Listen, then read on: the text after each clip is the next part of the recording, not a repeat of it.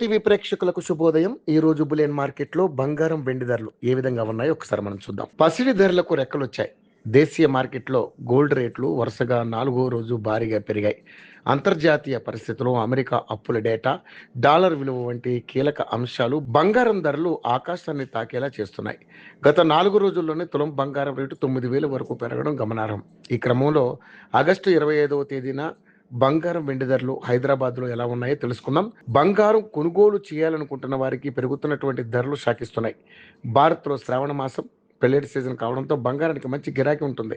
ఇలాంటి సమయంలో పసిడి రేట్లు వరుసగా పెరుగుతుండడం కొనుగోలుదారులను ఆందోళన కలిగిస్తోంది. గత 4 రోజులుగా వరుస ట్రేడింగ్ సెషన్లలో తులం బంగారం రేటు ఏకంగా 9,000 వరకు పెరిగింది.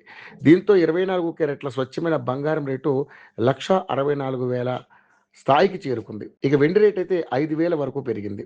హైదరాబాద్ బులియన్ మార్కెట్లో బంగారం ధరలు వరుసగా 4వ రోజు పెరిగాయి. ఆగస్టు 25వ తేదీన 24 క్యారెట్ల బంగారం రేటు తులానికి రూ. 880 పెరగడంతో 1,63,970 వరకు చేరుకుంది. ఇక 22 క్యారెట్ల 10 గ్రాముల బంగారం విషయానికి వస్తే 800 పెరిగింది. దీంతో తులం బంగారం ధర 1,50,300 వరకు ఎగబాకింది. మరోవైపు వెండి ధర ఈ రోజు కిలోకు 5,000 పెరిగింది. దీంతో కిలో వెండి రేటు 2,75,000కు చేరుకుంది.